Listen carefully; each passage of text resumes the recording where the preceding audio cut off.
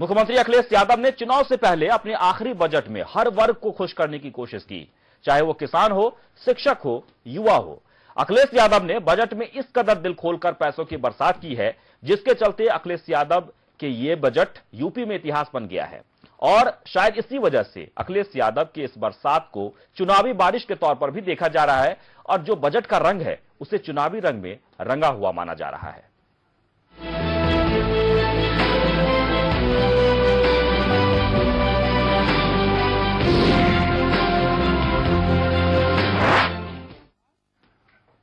तो यूपी के मुख्यमंत्री अखिलेश यादव, जो कि वित्त मंत्री भी हैं, अपने आखिरी बजट में यूपी में अब तक का सबसे बड़ा बजट बनाकर पेश किया।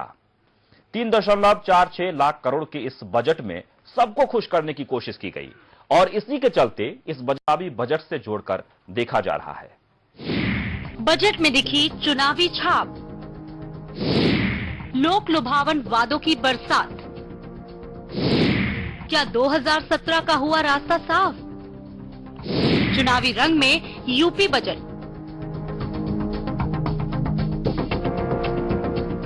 अपने आखिरी बजट में सीएम अखिलेश यादव ने तोहफों की बरसात कर दी है। शिक्षा से लेकर शिक्षक और फिर किसानों से लेकर बिजली, हर विभाग में मुख्यमंत्री अखिलेश यादव ने इतना बजट दिया कि यूपी के इतिहास में 2016 और 17 का बजट अब तक का सबसे बड़ा बजट बन गया। सीएम अखिलेश यादव ने 2016 और 17 के लिए 3.46 लाख करोड़ रुपए का बजट पास किया, जो पिछली बार के मुकाबले 14.6% ज्यादा का बजट रहा है। बजट में कृषि, स्वास्थ्य और शिक्षा पर जोर दिया गया है। किसानों के लिए 1336 करोड़ की व्यवस्था की गई है। इसी के साथ बिजली की समस्या से जूझ रहे लोगों को भी राहत देते हुए अखिलेश यादव ने बिजली के बजट में बड़ा ऐलान किया। अक्टूबर 2016 से गांव में 16 घंटे बिजली, शहरों में 22 घंटे बिजली देने का वादा किया, जबकि 13,842 करोड़ की नई योजनाओं की घोषणा हुई। सूखाग्रस्त 50 जिलों के लिए विशेष पैकेज का ऐलान किया, तो बुंदेलखंड को 1255 करोड़ रुपए का विशेष पैकेज दिया। कानपुर और वाराणसी मेट्रो के लिए 100 करोड़ रुपए दिए। तो वहीं लखनऊ में जल्द से जल्द मेट्रो दौड़ सके, इसके लिए लखनऊ मेट्रो को 814 करोड़ रुपए दिए। तो वहीं कानपुर में मिल्क पाउडर प्लांट के लिए 80 करोड़ रुपए का प्रावधान रखा। 3.5 लाख वित्तविहीन शिक्षकों को मानदेय का तोहफा भी दिया। मैं इस बजट को ये कह सकता हूँ कि किस तरीके से उत्तर प्रदेश का संतुलित विकास हो और तेजी से विकास पूरे प्रदेश में पहुंचे। इसीलिए जहां इंफ्रास्ट्रक्चर पर विशेष ध्यान दिया है, वहीं हर क्षेत्र में बदलाव आए और खासकर किसानों के और ग्रामीण क्षेत्र में रहने वाले लोगों के, उनके परिवार, उनके बीच में बदलाव दिखाई दे। सबसे ज्यादा परेशानी अगर आएगी बुंदेलखंड में, ओलावृष्टि से भी आई, अब सूखा का सामना करना पड़ रहा है, तो किसानों के सामने, गांव में रहने वाले लोगों के सामने संकट है। उस दिशा में बजट से हम लोगों ने इंतजाम किया है, पानी से लेकर के और तमाम सुविधाएं किसानों को दे सकें, गांव में रहने वालों को दे सकें, वो भी इस बजट में शामिल किया है। यानी कुल मिलाकर जिस तरह से सीएम ने आखिरी बजट में बम्पर घोषणाएं की, उसे विपक्षी चुनावी रंग में सराबोर देख रहे हैं। लेकिन इसमें कोई सवाल नहीं है कि अखिलेश यादव ने अपने आखिरी बजट में जिस तरह से हर वर्ग को साधने की कोशिश की है, उसका रास्ता कहीं न कहीं 2017 की तरफ जरूर है। स्पेशल डेस्क के न्यूज।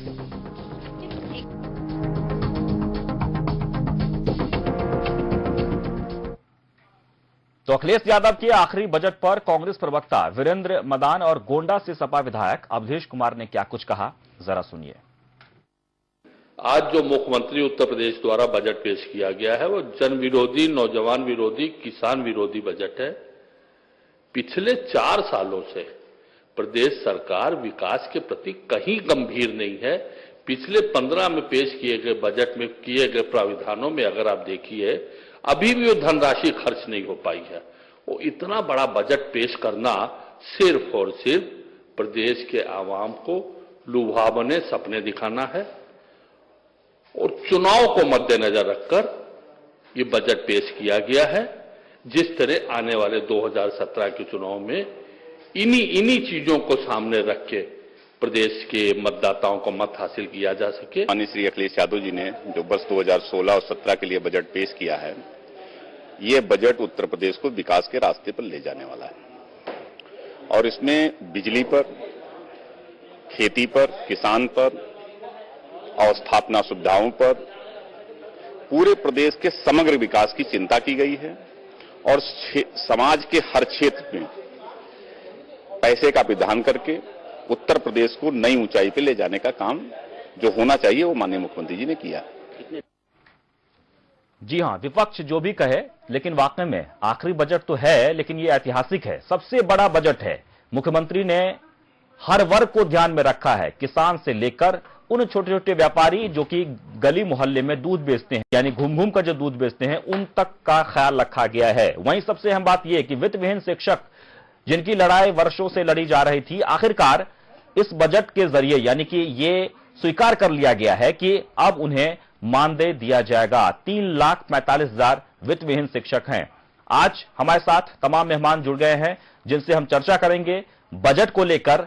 निश्चित तौर पर विपक्ष बार बार यह कह रहा है कि यह जो बजट है इसमें कुछ खास नहीं है, सिर्फ लोक लुभावन है, सिर्फ सपने हैं, जमीनी हकीकत कुछ और ही है।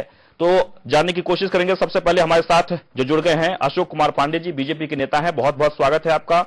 श्याम अली समाजवादी पार्टी के नेता हैं, आपका भी बहुत बहुत स्वागत है। अनिल दुबे जी नेता आरएलडी, आपका भी बहुत बहुत स्वागत है।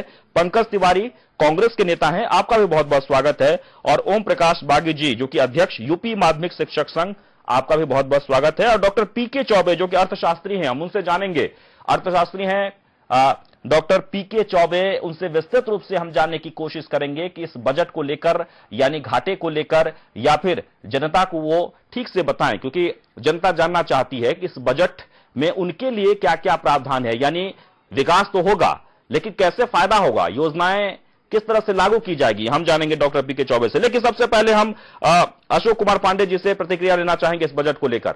अशोक कुमार पांडे जी।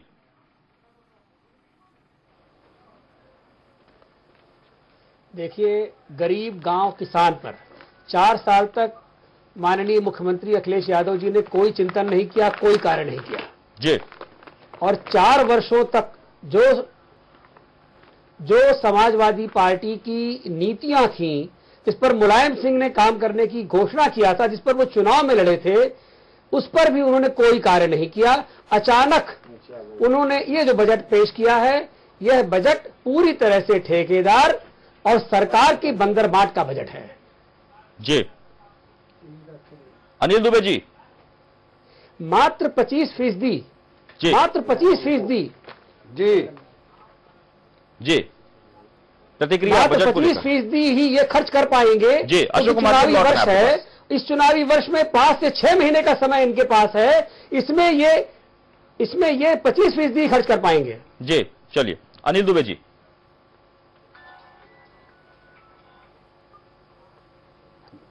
जी विद्यासागर जी, जो बजट आया है ये आखिरी बजट है, ऐतिहासिक भी कह सकते हैं, सबसे बड़ा बजट है, क्या आप संतुष्ट हैं?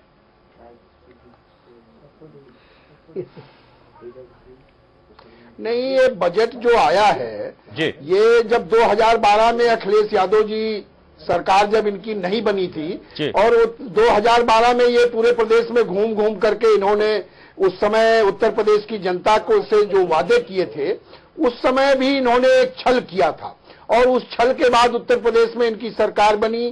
4 साल इनको उत्तर प्रदेश की सरकार चलाते हुए हो गया।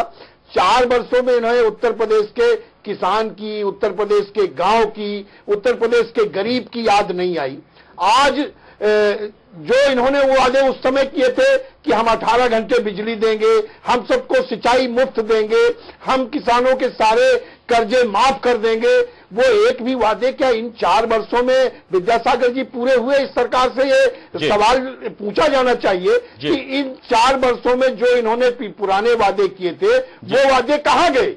आज जब 2017 का चुनाव निकट है तो 2017 का चुनाव निकट आया, उस समय इन्होंने उत्तर प्रदेश की जनता की भावनाओं से खेला था। आज इन्होंने फिर से सपने बेचने का काम किया है। आज इन्होंने उत्तर प्रदेश की जनता को के बीच में कहा है कि अब हम ये सपने बेचेंगे। इन्होंने जो गांव की गरीब की बात की, 3 वर्षों से बुंदेलखंड का सूखा इनको नहीं दिखाई पड़ा। 3 वर्षों से वहां का किसान जो दुखी है, वहां के लोग जो भूख से मर रहे हैं, वो इनको नहीं दिखाई पड़े। आज इनको गांव की गरीब की बात याद आ गई। इस बजट में क्या है? कौन सी ऐसी नई योजना ले आए? उत्तर प्रदेश के नौजवानों को कौन सा रोजगार देंगे? कौन सी ऐसी दिशा देंगे? मुझे तो इस बजट में कुछ भी दिखाई नहीं पड़ रहा। सिर्फ लोक लुभावन बातें। चुनावी बजट है, और जब 4 साल में आप कुछ नहीं कर पाए तो मुझे नहीं लगता कि इस बजट से कहीं कुछ होने वाला है। और इनसे उत्तर प्रदेश की जनता को कोई उम्मीद नहीं है, और मुझे भी उम्मीद नहीं दिखाई पड़ रही है। पंकज तिवारी जी। विद्यासागर जी, उत्तर प्रदेश के मुख्यमंत्री के द्वारा लाया गया बजट पूरी तरह झूठ और छल प्रपंच के द्वारा 2017 के चुनाव को देखते हुए लाया गया। इन्होंने किसानों को, गन्ना किसानों को 1336 करोड़ रुपए किसानों को दिया है जी। 7,500 करोड़ रुपए करीब गन्ने का बकाया है। गन्ना एक्ट के अनुसार 15 दिन के अंदर पेमेंट हुआ। इन्होंने किया क्या? बुंदेलखंड के लिए जहां करीब 7-8 हजार करोड़ रुपए का नुकसान हुआ है, वहां उन्होंने कहा घास की रोटी खाने वाले। इनकी खनन नीति, इन्होंने जो 2012 में वादा किया था कि हम बिजली घर लगाएंगे, 8 घंटे बिजली देंगे, नहरों में पूरा पानी होगा, क्या कोई वादा? और जो पिछला बजट ये लाए थे, क्या विद्यासागर जी वो पूरा बजट वो खर्च कर पाए? और ये चुनावी वर्ष है, 4 महीने पहले आचार संहिता लग जाएगी। इस बजट से उत्तर प्रदेश की जनता को कोई लाभ होने वाला नहीं है। यह केवल 2017 के चुनाव में विद्यासागर जी लोगों को बरगलाकर, जैसे कि 2012 में अखिलेश यादव ने एक सुगफा छोड़ा था कि डीपी यादव को हम सरकार में नहीं लेंगे, जिससे लगा था कि मुलायम सिंह यादव की तरह नहीं, अखिलेश की अगर सरकार बनती है तो लॉ एंड ऑर्डर मजबूत होगा। लेकिन उनके मुख्यमंत्री की शपथ लेने के बाद उत्तर प्रदेश की क्या स्थिति हुई विद्यासागर जी, ये सबको पता है। और ये वही पुनरावृत्त झूठ बरगला के और जनता को बरगलाने के लिए 2017 का इनके द्वारा घोषित लोभ लुभावन बजट है, जिससे जनता को कोई ओम प्रकाश बागे नहीं होने वाला। ओम प्रकाश बागे जी, आपके लिए तो खुशखबरी है, क्योंकि आप वर्षों से लड़ाई लड़ रहे थे, काफी दिनों से संघर्ष कर रहे थे। आखिरकार सरकार जाते जाते ही सही, यानी आखिरी बजट में ये प्रावधान कर दिया गया कि वित्त विहीन शिक्षकों को अब मानदेय दिया जाएगा।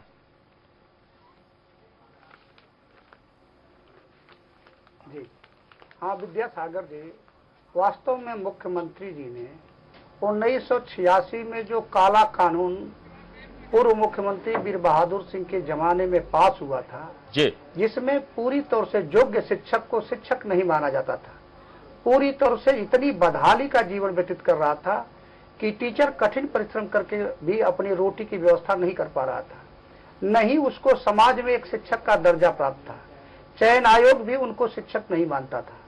लेकिन मुख्यमंत्री ने ये 2000 जो ये बजट पेश किया है, उस बजट में जो शिक्षकों को मानदेय देने के लिए कहा है, वह पूरी तौर से एक लोकतंत्र के लिए यह शुभ संकेत है कि शिक्षकों के घरों में एक तरह से दिवाली मनाई जा रही है कि यह प्रदेश का ऐसा पहला मुख्यमंत्री है कि जिसने वित्त विहीन शिक्षकों के दिलों पर एक इतना खुशी दिया है कि जिससे उनके घरों में उनको शिक्षक माना जाएगा, समाज में उनका सम्मान बढ़ेगा, और मुख्यमंत्री को आने वाले समय में यह वित्त विहीन शिक्षक भगवान से भी बड़ा मान करके पूजने का काम करेगा। ओम प्रकाश बागे जी, वास्तव में यह वित्त विहीन शिक्षकों को एक ऊंचाई देने का काम किया। जी छोटे से ब्रेक के लिए रुकेंगे और ब्रेक से लौटेंगे तो ओम प्रकाश बागे जी से और बात करेंगे, क्योंकि वर्षों से संघर्ष उन्होंने किया है और हमारे पास जो खबर है उसमें यह कि आज उन्होंने आत्मदाह की धमकी भी दी थी। अगर वित्त विहीन शिक्षकों के लिए कोई व्यवस्था नहीं होती, यानी कि मानदेय के लिए ऐलान नहीं किया जाता, तो हो सकता है कि आज वो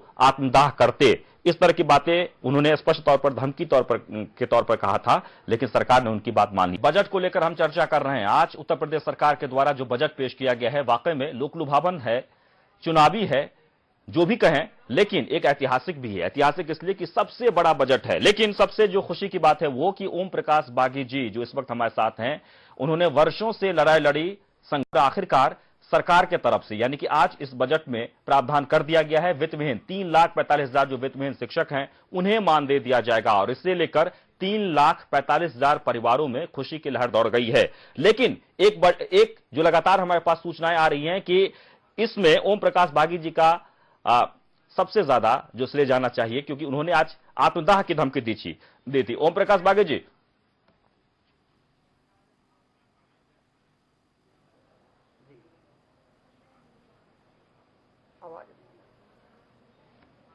ओम प्रकाश बागी जी, क्या आपने धमकी दी थी आत्मदाह की? हाँ जी जी सर, हमने धमकी दी थी आत्मदाह की। कारण क्या है कि 18 तारीख को जो कैबिनेट की बैठक हुई थी, उस कैबिनेट के बैठक में शिक्षकों को जो मानदेय देने का प्रस्ताव पास नहीं हुआ था। इसलिए पूरे प्रदेश के शिक्षकों में इतनी उदासी, मायूसी छाई हुई थी कि शिक्षक कई दिनों तक यह खाना नहीं खाया कि हम लोगों के साथ बहुत धोखा हुआ है।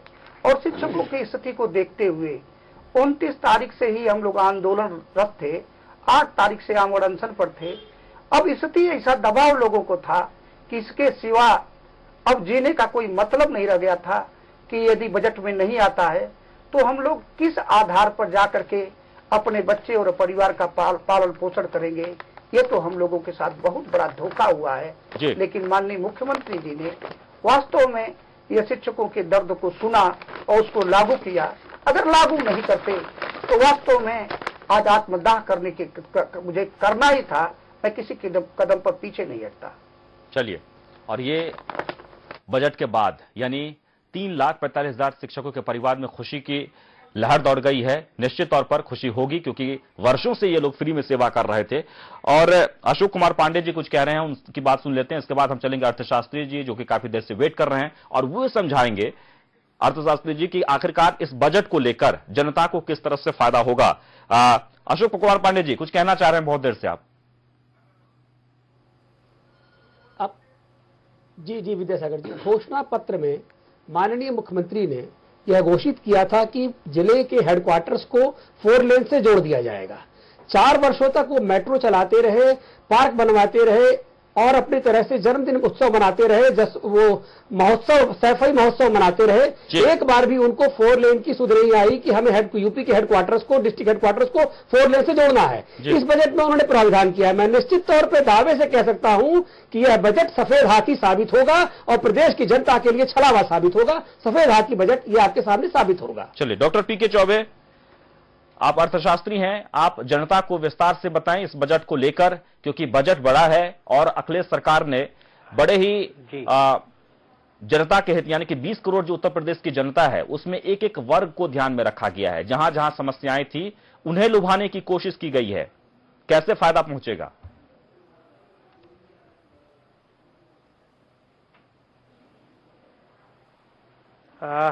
बजट के 2 पहलू होते हैं जी, एक तो खर्च और एक आगम। तो जो खर्च का सवाल है उसमें से एक जो बहुत क्लियर आया है कि कोई आधा प्रतिशत परिवार प्रदेश के ऐसे हैं जो शिक्षकों से, वित्तहीन शिक्षकों से जुड़े हैं और उनके लिए एक व्यवस्था, जैसा बागी जी बता रहे हैं, आंकड़े क्या होंगे, नंबर क्या होगा, उनको बेहतर ज्ञान होगा।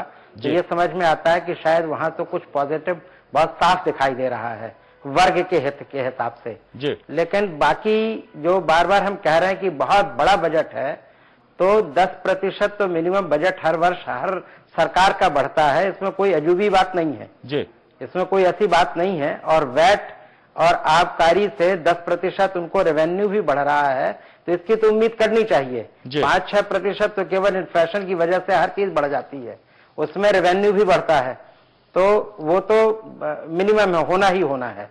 कुछ अगर आप प्रति व्यक्ति के हिसाब से देखें तो अगर 1.5% से अगर जनसंख्या बढ़ रही है तो उतना बढ़ ही जाना चाहिए।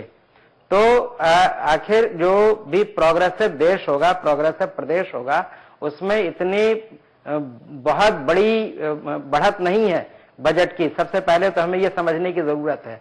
अब जब हिंदुस्तान का देश का बजट आएगा तो आप उसमें देखेंगे कि उसमें भी 15% कम से कम इजाफा होना चाहिए।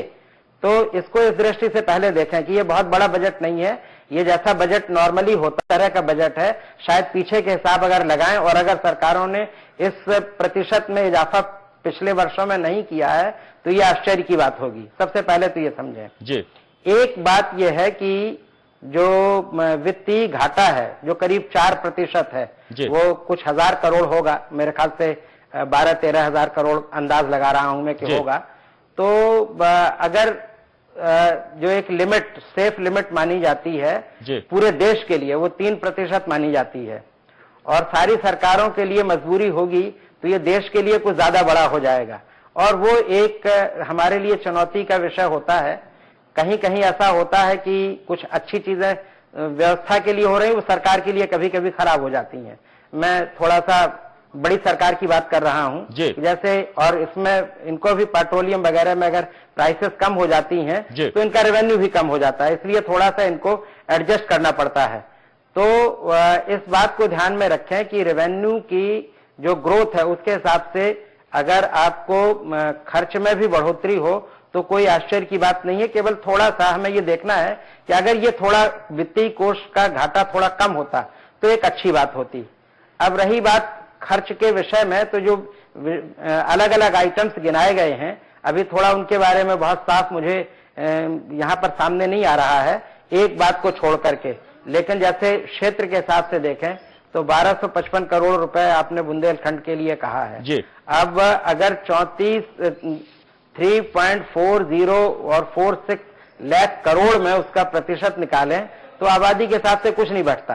पर इसका ये मतलब नहीं है कि हर क्षेत्र के लिए, क्योंकि कुछ योजनाएं ऐसी होंगी जो पूरे प्रदेश के लिए लागू होंगी जी। तो जो बिजली का जो संकट है और उसके लिए 7,000 करोड़ रुपए सेपरेशन की कोई व्यवस्था बताई जा रही है, ये मेरे ख्याल से नाकाफी इस दृष्टि से नजर आ रही है क्योंकि वो यूबिक्विटस है, हर उत्पादन के लिए आवश्यकता की उसकी जरूरत है, हर प्रोसेस में जरूरत है। मैं केवल रहने वाले लोगों के लिए आवासीय व्यवस्था की बात नहीं कर रहा हूं।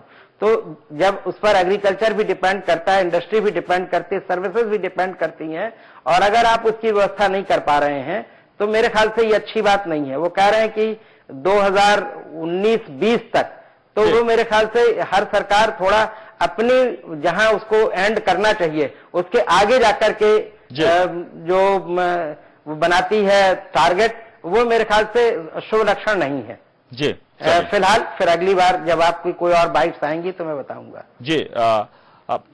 हम जानना चाहेंगे कि आखिरकार इस बजट को लेकर विपक्ष ने तो सीधे कह दिया है कि भाई जो बजट है वो सफेद हाथी की तरह है, या फिर इसे लागू कराने में मुश्किलें होती है, या फिर जमीन पर कुछ और ही दिखती है। बजट तो पास कर दिया जाता है, कह दिया जाता है, पैसे भी दे दिए जाते हैं, आंकड़े भी दिखा दिए जाते हैं, लेकिन पिछले साल जो बजट पेश किया गया था उसके अनुरूप भी काम नहीं हुआ। जो वायदे किए गए थे बिजली को लेकर एक बार फिर से वायदे हुए हैं, और ये वायदे क्या 2017 यानी कि इस बजट में जो वायदे हुए हैं उसे पूरा करके अखिलेश सरकार दिखाएगी। तो आज आम बजट पेश किया गया है उत्तर प्रदेश सरकार की तरफ से 3,40,000 करोड़ का बजट पेश किया गया, जो पिछले साल के मुकाबले 14.6% ज्यादा बढ़ा है। विपक्ष बार बार यह सवाल उठा रहा है कि यह सिर्फ जो बजट लाया गया है वो दिखाने के लिए है, यह चुनावी बजट है, इससे फायदा नहीं होगा या फिर इसे जमीन पर नहीं उतारा जाएगा, सिर्फ घोषणाएं हैं।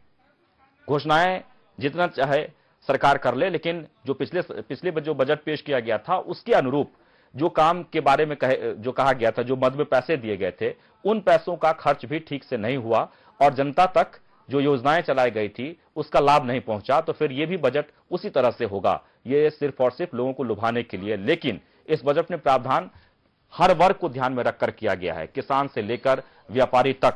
हमारे साथ श्याम अली साहब भी जुड़ गए हैं, समाजवादी पार्टी के नेता हैं। श्याम अली साहब, आपका बहुत बहुत स्वागत है।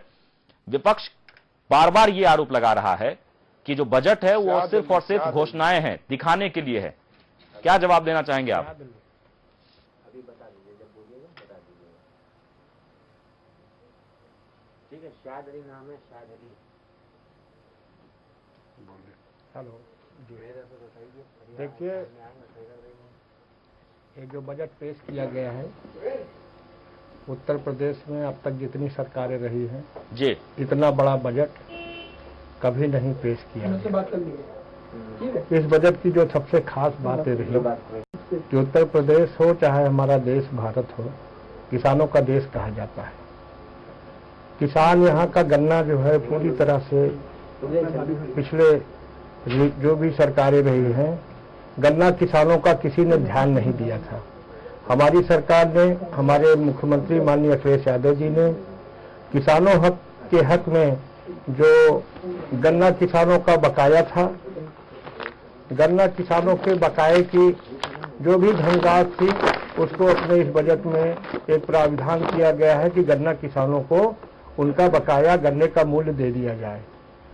गन्ना किसानों के लिए जो सड़कों की बात थी, गन्ना किसान अपने गन्ने को मंडियों में किस तरह से ले जाएगा, आम किसान जो उत्पादन करता है अपने उत्पादन को किस तरह से मंडियों में ले जाएगा, इसके लिए सरकार ने व्यवस्था अपने बजट में किया है कि किसानों के जो भी उत्पादन होने वाले उसको पूरी तरह से सड़कों से जोड़ करके मंडियों तक की व्यवस्था की गई है। ये जो सबसे बहुत बड़ी बात है किसानों के लिए जो हमारी सरकार ने व्यवस्था किया है, इसलिए मैं अपने माननीय मुख्यमंत्री माननीय अखिलेश यादव जी को बहुत बहुत बधाई देता हूं, धन्यवाद देता हूं कि गन्ना के किसानों की बकाया राशि की जो आपने व्यवस्था किया है। दूसरी बात जो सबसे बड़ी हमारी सरकार ने व्यवस्था किया है, गन्ना किसान आज पूरा प्रदेश जो है, जब पिछली सरकार थी पिछली सरकार थी तो हमको 25,000 करोड़ रुपए बिजली का बकाया मिला था। बकाये को लेकर कई बार आरएलडी में भी लड़ाई लड़ी है बिजली की व्यवस्था के लिए। जी श्यामली साहब, हम लौट रहे हैं आपके पास। अनिल दुबे जी से हम जानना चाहेंगे कि गन्ना किसानों के बकाये जो मूल्य हैं उसे पे करने के लिए कई बार लड़ाई लड़ी गई, आरएलडी की तरफ से भी प्रदर्शन किया गया, लगातार मोर्चा संभाला गया, लेकिन जो पहले हो जाना चाहिए उसे अब किया गया है।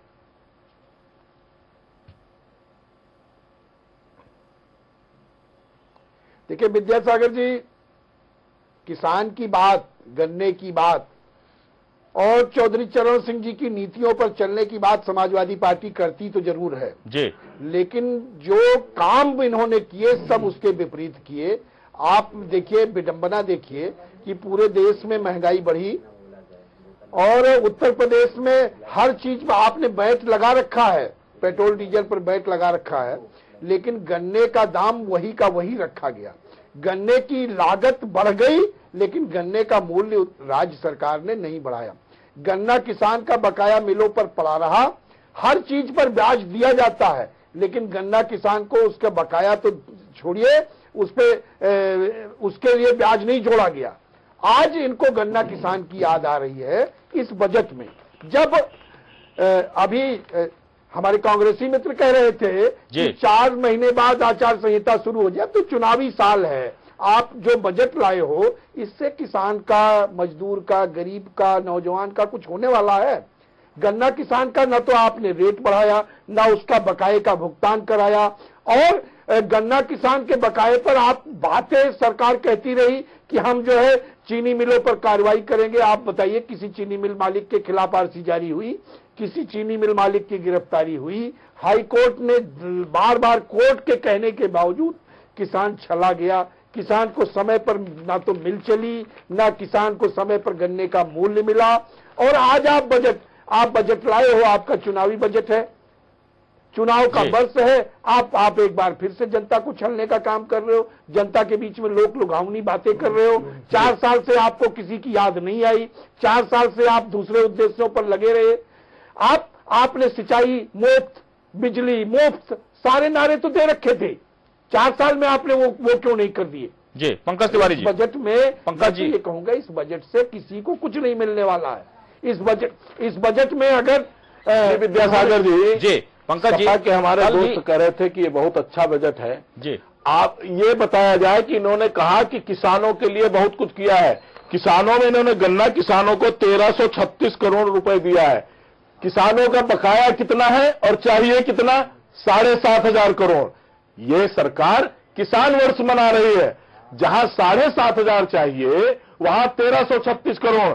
बगल के प्रदेश में करीब 304 रुपए और इनके यहां 260 रुपए। ना तो गन्ना करेट, इन्होंने कहा किसानों को बिजली मुफ्त दी जाएगी अपने घोषणा पत्र में, लेकिन बिजली जब उत्तर प्रदेश के पास विद्यासागर जी है नहीं तो आप दोगे कहां से। इन्होंने कहा सिंचाई मुफ्त, 4 साल में अगर नहरों को पता किया जाए, मैं किसान हूं, किसी भी नहर में फसल के समय पानी नहीं है, और पानी ऐसा आया अगर कभी पानी नहर में आ भी गया तो पैर धोने के लिए हुआ, वो किसान की खेत में पहुंचने लायक पानी नहरों में नहीं रहा।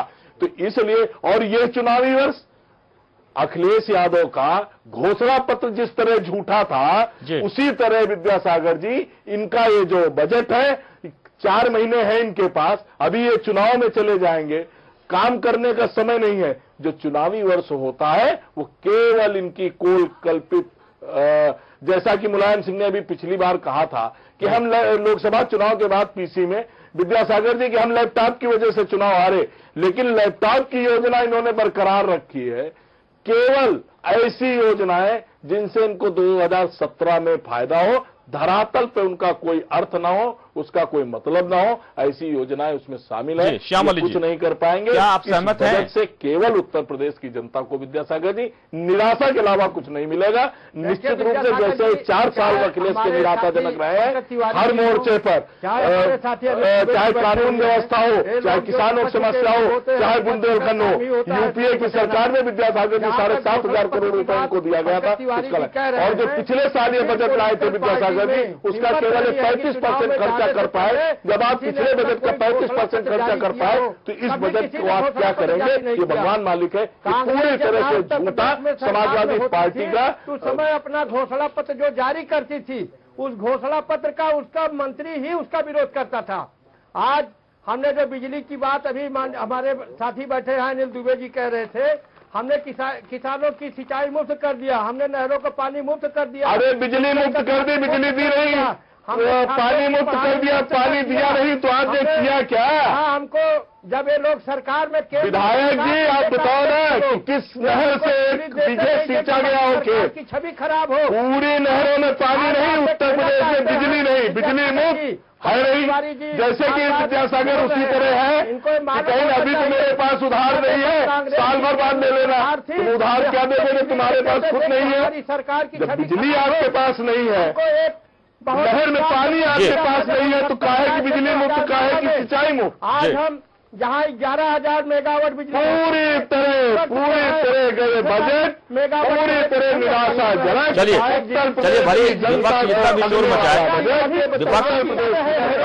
जी श्यामली साहब, विपक्ष जितना भी शोर मचाए, लेकिन ओम प्रकाश बागी जी हमारे साथ हैं और उन्होंने वर्षों से संघर्ष किया है। आज उनको हम बधाई भी देना चाह रहे हैं और हम ये भी उनसे जानना चाहेंगे कि आगे वो सरकार से क्या अपेक्षा करते हैं। बिजली आप दे नहीं पाए। ओम प्रकाश जी, गाँव में किसानों को पैसा नहीं, सरकार में श्यामली साहब हम आ रहे हैं, लौट रहे हैं आपके पास। पंकज तिवारी जी, इस सफाई में जिस तरह के महोत्सव है, शर्मानी चाहिए सरकार के मुखिया को। उस वक्त 25,000 करोड़ तो आप 18 घंटे बिजली देने के बाद हम अक्टूबर 2016 कि हम 18 घंटे बिजली देंगे, कहाँ चला क्या बात। जब हमको बीमार जो है पावर हाउस मिले थे, पिछली सरकार ने सारा सब कुछ ध्वस्त कर दिया था, कुछ सही नहीं, तो हम कहाँ से बिजली लाते। अरे यार चालू श्यामली साहब, पंकज तिवारी जी, अनिल दुबे जी, हम लौट रहे हैं आपके पास। विधायक जी से पूछिए कि आपने कौन सी योजना है जो चालू कर दी। आप अपने घोषणा पत्र अपने को तैयार करके किसानों का 11,000 मेगावाट जो बिजली थी, हम लोग 21,000 घोषणा पत्र में विद्यासागर जी कहा किसानों से कर्जा माफ हुआ। जब सत्ता में आए तो उन्होंने 40 सहकारी बैंकों का, सरकारी बैंकों नहीं दिया था किसानों को। जी, विद्यासागर उनका कोई कर्जा ही नहीं था। कांग्रेस के लोग बोल रहे हैं, इनको पहले सोचना चाहिए कि जब इनकी केंद्र में सरकार थी, इन्होंने किस तरह से हमारी सरकार के साथ सौतेला व्यवहार किया था। विद्यासागर जी, आज तो हमने चाहे पूर्व से लेकर के पश्चिम और उत्तर से दक्षिण तक हमने तमाम जो है पावर हाउस लगा दिया है, और उसी का नतीजा है कि हम 11,000 से 21,000 मेगावाट बिजली पैदा करने की स्थिति में आ गए हैं। अक्टूबर 2016 से हम किसानों को 16 घंटा बिजली देंगे और शहरी लोगों को हम 22 घंटा बिजली देंगे। ये हमारा लक्ष्य है। जहाँ तक पढ़ाई का सवाल है, पिछले बजट में भी आपने ये बातें कही थी। हमने एक व्यवस्था दिया, हमारे जो नारे से हमने जो अपना घोषणा पत्र जारी किया था कि दवा पढ़ाई सस्ती हो, हमने नारा दिया था कि दवा के लिए हमने आज अस्पतालों में दवा मुफ्त कर दिया।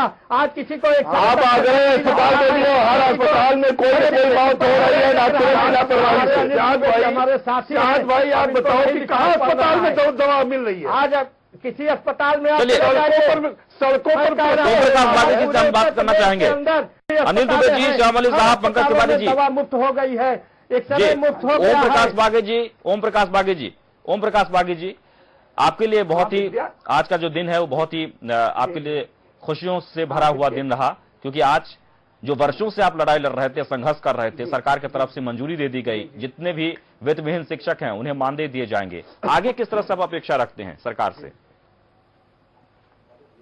जी, हम सरकार से यह अपेक्षा रखते हैं कि सरकार 1986 से 7 क में यह अपराध मान्यता जारी की है। यह एक्ट में मान्यता की धारा नहीं है और कोर्ट ने इसका आदेश कर दिया है। इसको सभी मान्यता की धारा को 7(4) में कन्वर्ट कर दे और शिक्षकों के पदों का सृजन करे ताकि शिक्षक हो जाए। और इसके बाद हम सरकार से आशा करते हैं कि चूंकि शिक्षा, चिकित्सा, ये सारी चीजें जो है अद्वितीय मूल अधिकारों में है, इसलिए शिक्षकों को सम्मानजनक भविष्य में वेतन देने पर लेकिन ओम प्रकाश बागे जी, आप चिन्हित कैसे करेंगे? यानी इसमें बहुत सारे ऐसे लोग होते हैं जो बिना पढ़ाए, बिना मेहनत किए हुए है, वर्षों से नाम डाल के रखते हैं और जब ये योजनाएं लागू हो जाती है, मानदेय शुरू हो जाता है तो वो सक्रिय हो जाते हैं। उसे आप चिन्हित कैसे करेंगे? उसको हम चिन्हित कर लेंगे। चिन्हित यह कर लेंगे कि सबसे पहले सचिव जो मान्यता का लेटर देता है, डायरेक्टर पदों का सृजन करता है जी। और जो ही डायरेक्टर पदों का सृजन करेगा तो जो टीचर पहले से पढ़ा रहे हैं वो मूल्यांकन भी करते हैं, परीक्षा में ड्यूटी भी करते हैं, तो बोर्ड उनको लेटर जारी करता है। वह पूरी तौर से जांच करा करके जो सही टीचर है वो चिन्हित हो जाएंगे और जो गलत साबित किए गए भेजे गए हैं वह पूरी तौर से निकाल के बाहर हो जाएंगे। चलिए छोटे से ब्रेक के लिए रुकेंगे और ब्रेक के बाद भी जो है जी एक भी कोई टीचर जो है जी। चलिए छोटे से ब्रेक के लिए रुकेंगे, ब्रेक के बाद लौटेंगे तो अर्थशास्त्री से हम जानेंगे कि इस बजट को लेकर, क्योंकि उत्तर प्रदेश में इस वक्त जो हाल है, खासकर बुंदेलखंड जैसे इलाके में कई ऐसे जिले हैं जहां पर सूखाग्रस्त है, जो खेती है पूरी तरह से चौपट हो गई है, तो आखिरकार जो बजट है सरकार ने किस तरह से समीकरण बनाया है, या फिर सरकार ये जो भरपाई करने जा रही है या फिर जो पैसे हैं वो कहां से लाएगी? हम सीधे चलते हैं डॉक्टर पीके चौबे के पास, जो कि अर्थशास्त्री हैं, दिल्ली स्टूडियो में बैठे हैं। डॉक्टर चौबे, हम आपसे जानना चाहेंगे, राजकोषीय घाटा को लेकर जनता लगातार ये असमंजस में है, जो सामान्य जनता है जो जानना चाहती है कि ये राजकोषीय घाटा होता क्या है, जरा विस्तृत रूप से बताएं।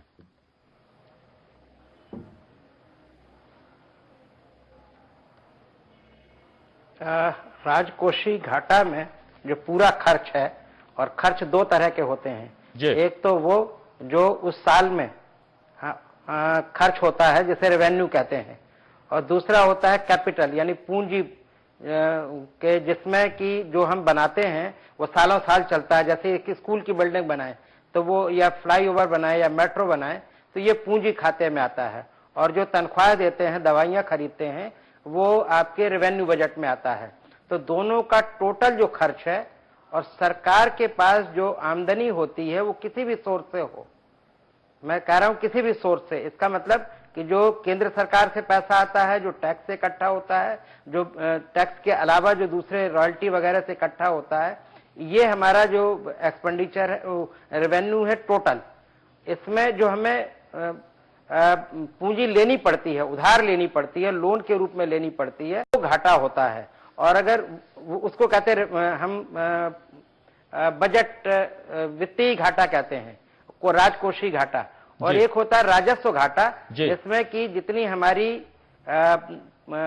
बिना पूंजी वाली, जो बिना लोन वाली जो उगाही है, उससे अगर हम ज्यादा खर्च उन चीजों पर करते हैं जो उसी वर्ष खत्म हो जाती हैं, तो उनको हम कहते हैं राजस्व घाटा। अब ये क्लियर नहीं है कि राजस्व घाटा कितना है या इस बजट में जो आंकड़े हमारे सामने हैं, और पूंजी घाटा कितना है। लेकिन जैसे हमारे कई मित्र ये कहते रहे कि पिछले वर्ष खर्च कम हुआ था, तो क्या हमारे पास एक सरप्लस का बजट पिछले साल का है, जो पिछले साल के आंकड़े हैं? ऐसा नहीं है। पर समझने की बात यह कि वो इनएफिशिएंटली शायद खर्च हुआ होगा। जो वो कहना चाहते हैं कि खर्च तो वो हुआ है पर इनएफिशिएंटली खर्च हुआ होगा। दूसरी बात मैं ये कहना चाहता हूं कि जो बजट बनता है उसमें बहुत सारे कमिटमेंट्स हर डिपार्टमेंट के होते हैं, तो डिपार्टमेंट अपने अपने जो चल रही स्कीम्स हैं उनको चलाते रहने के लिए क्या खर्च करना है, बहुत सारी बातें तो वो आती हैं। थोड़ी सी जो समाजवादी विशेषण के साथ कुछ योजनाएं जो नई शुरू हुई होगी वो शायद इनके पास गुंजाइश होती है कुछ नया करने की। एक सब्सिडी को घटाने की इस समय व्यवस्था ज्यादातर चल रही है, लेकिन किसी वर्ग को ऐसे नहीं छोड़ा जा सकता कि उसका यानी वृद्धि के साथ साथ उसकी भी कल्याण के लिए देखना पड़ेगा। तो उसी में आपके गन्ने के किसान या की बातें आती हैं। देखिए, आपके प्रदेश में करीब 15-16 लाख करोड़ की जीडीपी पैदा होती है और उसी में से ये बजट बनता है और कुछ सरकार की उधर से आता है केंद्र सरकार की तरफ से। तो हमें देखना यह है कि ये जो खर्च हम कर रहे हैं वो इस तरह का हो जो वृद्धि को बढ़ाए, क्योंकि आप केवल 2 लाख 2.5 लाख करोड़ के मालिक हैं और 1 लाख उधर से आया, 3.5 लाख करोड़ आपके पास है, पर बाकी जो 12-15 करोड़ है वो तो प्रदेश में पैदा होता है। उसको पैदा करने के लिए आप स्टिमुलस का काम कैसे करेंगे, आप उसमें एक इंजेक्शन का काम कैसे करेंगे कि व्यवस्था स्वस्थ बने, यानी अर्थव्यवस्था को स्वस्थ बनाना सबसे पहला काम है। और दूसरा काम यह है कि जो ऐसे वर्ग हैं जो उस व्यवस्था से पूरी तरह से लाभान्वित नहीं हो पाते हैं उनके लिए व्यवस्था ऐसी करना कि वो अपने पैरों पर खड़े हो सके, उनको भी अपंग नहीं बनाना है, उनको खड़ा करने की कोशिश करनी है।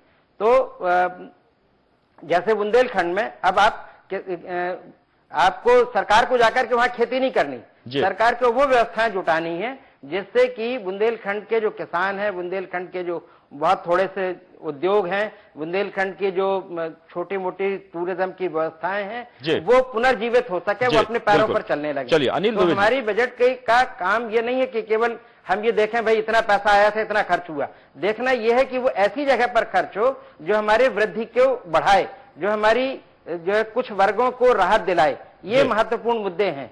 केवल बाबुओं से हर मिनिस्ट्री से कुछ आंकड़े ले लेना कि चलती हुई स्कीम में क्या चाहिए उनको टोटल करके दे देना, इससे बात बनती नहीं। हमने जोर शोर से कहा कि हम ये कर रहे हैं या हमने ये किया है और वायदे पूरे किए हैं। हमको ये बताना है कि हमारी इस व्यवस्था से वृद्धि कितनी होगी और गरीबी कितनी घटेगी, रोजगार कितना पैदा होगा। इस तरह की बात वहां दिखाई नहीं दे रही। स्कीम्स तो दिखाई दे रही और उनके रिजल्ट दिखाई दे रही है, योजनाएं भी दिखाई दे रही है, लेकिन जो सूरत किस तरह से बनकर के आ रही है ये दिखाई नहीं दिया। जी, जमीनी हकीकत कुछ और ही नजर आ रही है। अनिल दुबे जी, वाकई में उत्तर प्रदेश सरकार ने विभिन्न मदों में, खासकर सड़कें बनाने को लेकर, मेट्रो बनाने को लेकर, वाटर को लेकर, बिजली को लेकर सभी जगहों पर पैसे दिए हैं, आंकड़े हैं जो बजट में। लेकिन इस वक्त जो उत्तर प्रदेश के जो हालात हैं, खासकर ग्रामीण क्षेत्र में आप चले जाइए, खेती ना होने के कारण, कई बार सूखे पर जाने के कारण किसान भूखे हैं। क्या ये जो बजट दिया गया है किसानों के लिए वो नाकाफी नहीं है?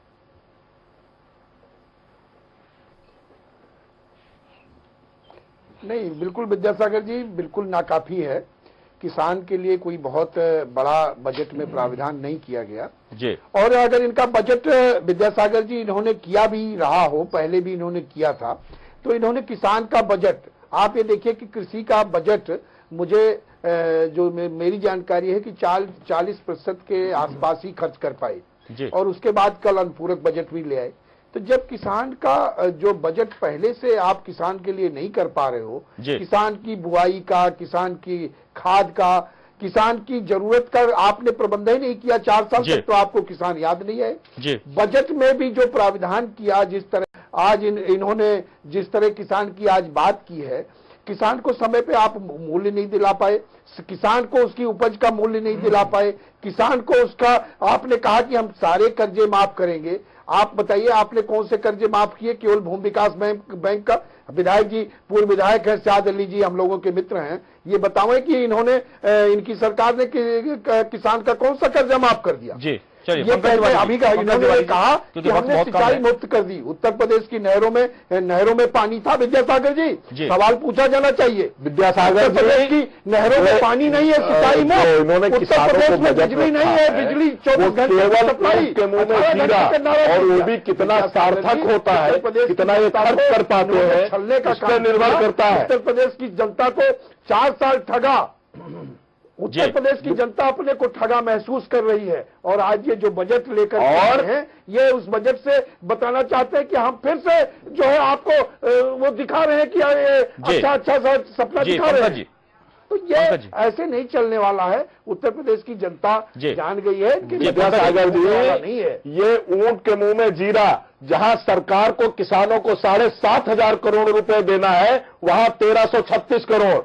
बुंदेलखंड में घास की रोटी खा रहा है, और इन्होंने बुंदेलखंड के जिलों को खनन माफियाओं को देकर जिस तरह की वहां की जमीन को बर्बाद किया है, ये सरकार पूरी तरह किसान विरोधी, और इस बजट को बिल्कुल पूरी तरह किसान विरोधी बजट है। और इस बजट में न युवाओं के रोजगार का कोई स्पष्ट उल्लेख है, न किसानों को।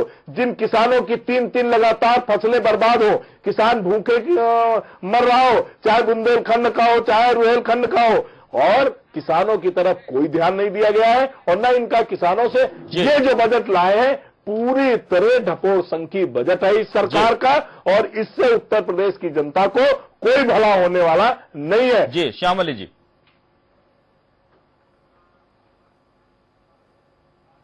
देखिए विद्यासागर जी, हमारे में तो अभी पंकज तिवारी जी बोल रहे हैं, भाई अनिल दुबे जी बगल में बैठे भी बोल रहे हैं। मैं आपको बताना चाहूंगा कि यही एक ऐसी सरकार है, समाजवादी पार्टी की सरकार। माननीय चौधरी साहब जब हुआ करते थे, चौधरी चरण सिंह साहब, या तो किसानों के नेता होते थे, या तो आज हमारे नेता माननीय मुलायम सिंह यादव जी किसानों के नेता हैं। जहां तक किसानों की बात ये लोग कर रहे हैं, आज देखिए जब बुआई के समय आ रहा था, जब पिछली सरकारें होती थी, किसानों को खाद नहीं था। चौधरी चरण सिंह की बात विधायक चौधरी चरण सिंह के नाम पर योजना चल रही थी, बंद कर दी गई। चौधरी चरण सिंह नहर योजना था, चौधरी चरण सिंह के नाम पर उत्तर प्रदेश योजना की भाई महोत्सव देख के विद्यासागर जी, चौधरी चरण सिंह और राम मनोहर लोहिया शर्म महसूस करते होंगे हमारे मुख्यमंत्री, जिसके राज्य में बुंदेलखंड में किसान घास की रोटी खा रहा हो, उसका मुख्यमंत्री सैफई ने जिस तरह का नंगा नाच कर रहा था, ये देश की जनता ने, प्रदेश की जनता ने देखा है, और इसका जवाब 2017 में देगी। लेकिन समाजवादी पार्टी की सरकार जब समय खत्म हो चुका है। सभी मेहमानों का बहुत बहुत शुक्रिया। निश्चित तौर पर हम ये उम्मीद करते हैं कि सरकार ये आखिरी बजट है, 3,40,00,000 करोड़ का ये जो बजट है वो जनता के मद में खर्च हो, योजनाएं जो लागू की गई है, किसानों के लिए जो लाया गया है वो दिखे, जमीनी हकीकत उसमें नजर आए, तभी जनता को फायदा होगा। हालांकि बुंदेलखंड की जनता ने तो ये मान लिया है कि भाई अगले साल चुनाव होना है, और इसलिए उन्हें कुछ राहत के नाम पर उन्हें दे दिया गया है, लेकिन उन्हें मिलेगा नहीं। ये योजनाएं सिर्फ योजनाएं तक ही सीमित रह जाएगी। फिलहाल इतना ही। ताजा तरीन खबरों को देखते रहें के न्यूज़। नमस्कार।